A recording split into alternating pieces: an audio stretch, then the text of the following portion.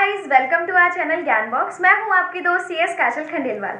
आज हम यहां पर डिस्कस करने वाले हैं difference between statutory corporation and government company.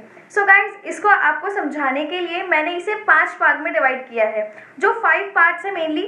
First one, difference on the basis of definition. Second one, on the basis of management. Third one, on the basis of capital. And fourth one, on the basis of scope of privatisation. And fifth one is on the basis of accountability. मतलब ये जो companies है या corporation है वो किसको accountable होती है। तो इन 5 टाइप के अंदर मैंने इनको मेनली डिवाइड किया है 5 पार्ट्स के अंदर, ताकि हम इजीली इसको अंडरस्टैंड कर सके।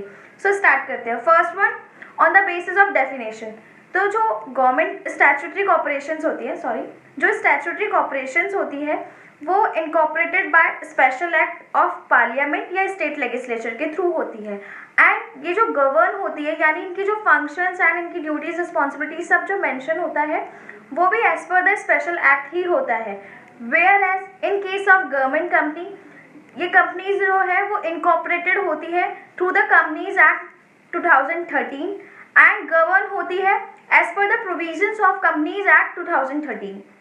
सो जो सेकेंड डिफरेंस है on the basis of management, इसके अंदर जो स्टैट्यूटरी कॉर्पोरेशंस हैं उसके जो बोर्ड ऑफ डायरेक्टर्स होते हैं वो नॉमिनेटेड बाय गवर्नमेंट होते हैं।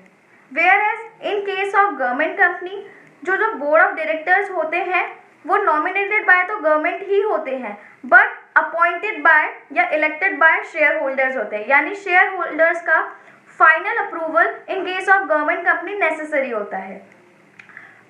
इन केस ऑफ सेकेंड डिफरेंस जो हमारा है on the basis of capital, in case of statutory corporation जो फुल अमाउंट ऑफ कैपिटल होता है वो पेडअप होता है, सब्सक्राइब बाय गवर्नमेंट ही होता है। यानी स्टैट्यूटरी कॉर्पोरेशन के अंदर 100% कैपिटल गवर्नमेंट के पास ही होती है।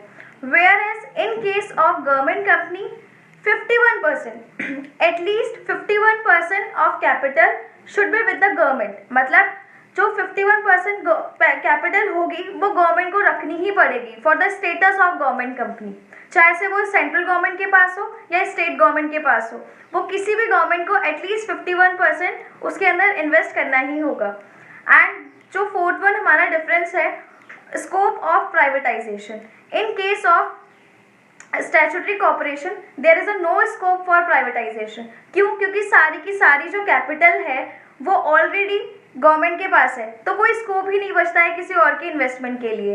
Whereas in case of government company, if a company is partly own capital by government company, मतलब उसके कुछ पार्ट ऑफ कैपिटल जो है गवर्नमेंट ने ओन कर रखी है, then some private people has a scope for private investment. मतलब अगर पार्टली गवर्नमेंट ओन कंपनी है तो आप उसके अंदर इन्वेस्ट कर सकते हैं।